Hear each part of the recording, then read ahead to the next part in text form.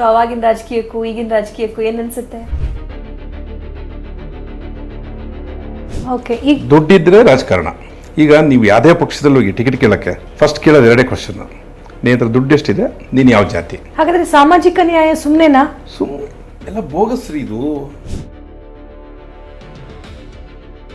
20 ಕೋಟಿ ರೂಪಾಯಿ ಖರ್ಚು ಮಾಡಿರೋರು ಮಾತ್ರ MLA ಆಗಲಿಕ್ಕೆ ಸಾಧ್ಯತೆ ಇರ್ತಕ್ಕಂಥ ಪರಿಸ್ಥಿತಿಲಿ ಬಂದಿದ್ದೀವಿ ನಾವು. 16 ವರ್ಷ 50 ವರ್ಷ 60 ವರ್ಷ ದುಡ್ದಿರೋ ಕಾರ್ಯಕರ್ತರು ಎಲ್ಲ ಹೋಗ್ಬೇಕು? ಊರ್ ಬಿಟ್ಟು ಹೋಗು. ಕಾಂಪ್ರಮೈಸ್ ರಾಜಕೀಯ ನಡೀತಾ ಇದೆ. ದುಡ್ಡಿನ ರಾಜಕಾರಣ. ನನ್ನೊಂದು ಬೇಕಾದ್ರೆ ಪಾರ್ಟಿನ ಸಸ್ಪೆಂಡ್ ಮಾಡ್ಬೋದು ಅವರು, ನಮ್ಮ ಮಾತು ಕೇಳಲ್ಲ. ನಮಗೆ ಹತ್ತಿರಲ್ಲಿ ಇದು ಗೊತ್ತಾಗುತ್ತೆ ನಮಗೆ, ಬಟ್ ನಾವೇನು ಮಾಡ್ಲಾರಂತ ಅಸಹಾಯಕ ಪರಿಸ್ಥಿತಿ. ನೀವು ಹೇಳ್ತಾ ಇದ್ರಿ ಅವಾಗ ನಿಮ್ಮ ಜಯೇಶ್ ಪಟೇಲ್ ಅವರ ಜೊತೆ ಮತ್ತೆ ಸಿದ್ದರಾಮಯ್ಯ ಅವರ ಜೊತೆ ಆ ಒಡನಾಟ ಹೋರಾಟ ಇವಾಗಿಂದಕ್ಕೆ ಏನಾಯ್ತು ಅಂತ. ಅಲ್ಲ, ಈಗ ಹೋರಾಟನೇ ಇಲ್ಲ ರಾಜಕಾರಣದಲ್ಲಿ. ಓಕೆ, ಈಗ ದುಡ್ಡಿದ್ರೆ ರಾಜಕಾರಣ. ಈಗ ನೀವು ಯಾವುದೇ ಪಕ್ಷದಲ್ಲಿ ಹೋಗಿ ಟಿಕೆಟ್ ಕೇಳಕ್ಕೆ ಫಸ್ಟ್ ಕೇಳೋದು ಎರಡೇ ಕ್ವಶನ್, ನೀ ಹತ್ರ ದುಡ್ಡು ಎಷ್ಟಿದೆ, ನೀನು ಯಾವ ಜಾತಿ. ಹಾಗಾದ್ರೆ ಸಾಮಾಜಿಕ ನ್ಯಾಯ ಸುಮ್ಮನೆನಾ? ಎಲ್ಲ ಬೋಗಸ್ರಿ ಇದು. ಇದೆಲ್ಲ ಭಾಷಣಕ್ಕಷ್ಟೇ.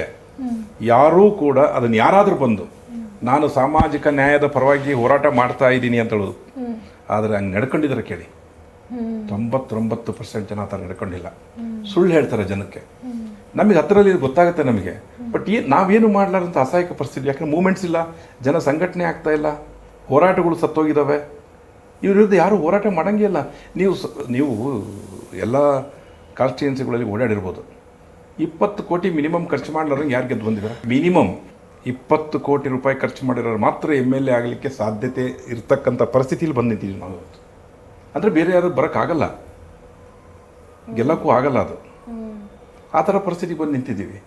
ಮೊದಲೇನಿತ್ತು, ಜನ ಎಲ್ಲ ದುಡ್ಡು ಕೊಡ್ತಿದ್ರು, ಹೌದು, ಆ ದುಡ್ಡು ತಗೊಂಡು ಎಲೆಕ್ಷನ್ ಮಾಡ್ತಾ ಇದ್ರು. ಸಿದ್ದರಾಮಯ್ಯ ಅವರಿಗೆ ಅವರು ಎಲೆಕ್ಷನ್ ಕಂಟೆಸ್ಟ್ ಮಾಡುವಾಗ ಮೊದಲನೇ ಎಲೆಕ್ಷನ್ ಸಿದ್ದರಾಮಯ್ಯ ಸಾಹೇಬರು ಜನ ದುಡ್ಡು ಕೊಟ್ಟಿದ್ರು. ಜನ ದುಡ್ಡು ಕೊಟ್ಟು ಪಾಮಲ್ಲೇಶ್ ಅಂತ ಹೇಳಿ ನಮ್ಗೆ ಆತ್ಮೀಯರು, ಸಮಾಜವಾದಿ ನಾಯಕರು, ಅವರು ಉಳಿದ ದುಡ್ಡಲ್ಲಿ ಸಿದ್ದರಾಮಯ್ಯ ಒಂದು ಸಣ್ಣ ಮನೆ ಕೊಡಿಸಿದ್ರಂತ. ಹೌದ್ರಾ? ಈ ಥರದ ಉದಾಹರಣೆಗಳು ಇರೋದೇ ಸ್ವಲ್ಪ ನಾವೇನು ಹೋಪ್ಸ್ ಇಟ್ಕೊಂಡಿದ್ದು ರಾಜಕಾರಣದಲ್ಲಿ. ಈ ಥರ ಇದಾವೆ ಅಂತೇಳಿ. ನಮ್ಮ ದಾವಣಗೆರೆಯಲ್ಲಿ 3 ಸಾರಿ ಪಂಪಾಪತಿಯವರು MLA ಆದರು. ತಮಿಳರು 500 ಓಟ್ ಇಲ್ಲ. ಹೌದ್ರಾ? ಹೊಸಪೇಟೆಯಲ್ಲಿ ಗೂಡ್ ಸಾಬ್ ಅಂತ MLA ಆದ, ಮುಸ್ಲಿಮ್, ಜಟಕ ಹೊಡಿಸ್ತಿದ್ರು. ಕಲಗಟ್ಟಿಯಲ್ಲಿ ಒಬ್ಬ ಕ್ರಿಶ್ಚಿಯನ್ ಪಾದ್ರಿ MLA ಆತಾನೆ. ಇವೆಲ್ಲವೂ ಇರೋ ನಮ್ಮ ಕಣ್ಣು ಮುಂದೆ, ಆದರೆ ಇವತ್ತು ನಾವು ಕಾಣೋಕ್ಕಾಗಲ್ಲ. ಯಾಕೆ ಸರ್? ವ್ಯವಸ್ಥೆ ಹಾಳಾಗೋಗಿದೆ ಅಷ್ಟೇ, ಬೇರೆ ಏನಿಲ್ಲ. ಸಿಸ್ಟಮ್. ಈಗ ನೋಡಿ, ರಾಜಕಾರಣಿಗಳು ಕೇಳಿದ್ರೆ ಏನು ಹೇಳ್ತಾರೆ? ಅವನಿಗೆ ಏನು ದುಡ್ಡು ಕೊಟ್ರೆ ನೀ 500 ರೂಪಾಯಿ ಕೊಡ್ತೀಯಾ, ನಾನು 1000 ರೂಪಾಯಿ ಕೊಡ್ತೀನಿ, 1000 ರೂಪಾಯಿ ಕೊಟ್ಟು ಓಟ್ ಹಾಕ್ಸ್ಕೊಂತೀನಿ. ಹಾಕ್ಸ್ಕೊಂಡಿದ್ದಾರೆ.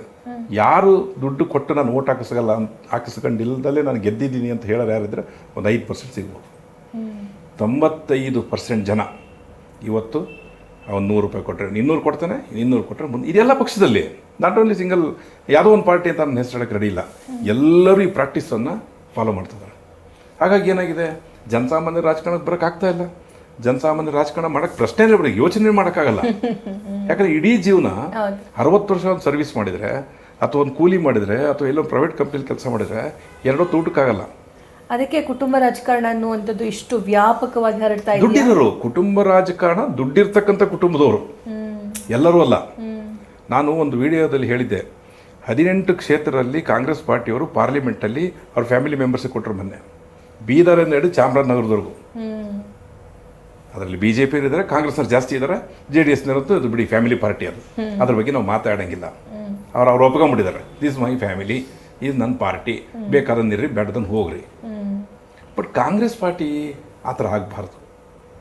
ಕಾಂಗ್ರೆಸ್ ಪಾರ್ಟಿ ಇದು ಅಲ್ಲ, ಆ ಥರ ಅಲ್ಲ. ಯಾಕಂದ್ರೆ ಹೋರಾಟದಿಂದಲೇ ಇರ್ತಕ್ಕಂಥವ್ರು, ಸ್ವತಂತ್ರ ಹೋರಾಟದಲ್ಲಿ ಭಾಗವಹಿಸಿರ್ತಕ್ಕಂಥವ್ರು, ಅವರು ಕೂಡ ಈ ಥರ ಯೋಚನೆ ಮಾಡಿದ್ರೆ ನಾಳೆ ಪಕ್ಷ ಹೆಂಗೆ ಮುನ್ನಡೆಸ್ಬೇಕು, ಪಕ್ಷ ಯಾರು ತಗೊಂಡು ಹೋಗ್ಬೇಕು, ಪಕ್ಷ ಉಳಿಯಲ್ಲ. ಒಂದೊಂದು ಮನೆಗೆ 3 ಸೀಟು 4 ಸೀಟು ಕೊಡ್ತೀರಾ ನೀವು. ಅಪ್ಪ MLA ಆಗ್ತಾನೆ, ಮಗ MP ಆಗ್ತಾನೆ, ಹೆಂಡತಿ MP ಆಗ್ತಾಳೆ, ಇನ್ನೊಬ್ಬ MLA ಆಗ್ತಾನೆ, ಒಬ್ಬ ತಮ್ಮ MLC ಇರ್ತಾನೆ, ಅಕ್ಕ ಮಿನಿಸ್ಟರ್ ಇರ್ತಾಳೆ, ಒಬ್ಬ ಅಪ್ಪ ಮಿನಿಸ್ಟರ್ ಇರ್ತಾನೆ, ಒಬ್ಬ ಮಗ ಪಾರ್ಲಿಮೆಂಟ್ ಮೆಂಬರ್ ಇರ್ತಾನೆ. ನೋಡಿ ನೀವು, ನಿಮ್ಮದೇ ಪಾರ್ಟಿ ಅಲ್ವಾ, ಹೋಗಿ ಹೇಳಿ. ಅದು ಯಾರಿಗೆ ಹೇಳ್ಬೇಕು? ಯಾರೂ ಕೇಳೋ ಪರಿಸ್ಥಿತಿ ಇಲ್ಲ. ಪ್ರಾಮಾಣಿಕವಾಗಿ ಹೇಳ್ತೀನಿ, ನನ್ನೊಂದು ಬೇಕಾದ್ರೆ ಪಾರ್ಟಿನ ಸಸ್ಪೆಂಡ್ ಮಾಡ್ಬೋದು ಅವರು, ನಮ್ಮ ಮಾತು ಕೇಳಲ್ಲ. ಎಲ್ಲೂ ಏನು ಯಾರು ಯಾರ ಮಾತು ಕೇಳ್ತಾ ಇಲ್ಲ. ಆಮೇಲೆ ಯಾವ ಪಕ್ಷಗಳು ವ್ಯವಸ್ಥೆ ಯಾಕೆ ಬಂತು ಸರ್? ಇದು ಅದೇ ನಾನು ಹೇಳಿದ್ನಲ್ಲ, 80ರ ದಶಕದಲ್ಲಿ ಇದ್ದಂಥ ಹೋರಾಟ, 90ರ ದಶಕದಲ್ಲಿ ಇದ್ದಂಥ ಹೋರಾಟ ಕರ್ನಾಟಕ ರಾಜ್ಯ ಮಟ್ಟಿಗೆ ನಾನು ಹೇಳ್ತಾ ಇದ್ದೀನಿ. ದಲಿತ ಹೋರಾಟ ಇತ್ತು, ರೈತ ಹೋರಾಟ ಇತ್ತು, ಕಾರ್ಮಿಕ ಹೋರಾಟ ಇತ್ತು. ಸ್ವಲ್ಪ ಭಯ ಬೀಳ್ತಾ ಇದ್ರು. ನರಗುಂದ ಬಂಡಾಯ ಆಯಿತು, ಗುಂಡ್ರಾವ್ ಸರ್ಕಾರದಲ್ಲಿ ಗೋಲಿಬಾರ್ ಅಂತ ಸಂದರ್ಭದಲ್ಲಿ ಕಾಂಗ್ರೆಸ್ ಸರ್ಕಾರವನ್ನು ತೆಗೆದು ಪ್ರಪ್ರಥಮವಾಗಿ 83ರಲ್ಲಿ ಜನತಾ ಪಕ್ಷ ಅಧಿಕಾರಕ್ಕೆ ಬಂತು ಹೋರಾಟದ ಮುಖಾಂತರ ಒಂದು ನರಗುಂದ ಜಾಥಾ.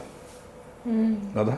ಇವತ್ತು ಯಾವಾಗಿದೆ ಅದೇ ಇನ್ನೊಂದು ಜಾಥಾ ಸಿದ್ದರಾಮಯ್ಯ ಮಾಡಿದ್ರು ಬಳ್ಳಾರಿಗೆ, ಮತ್ತೆ ಸರ್ಕಾರ ಬದಲಿ ಆಯಿತು.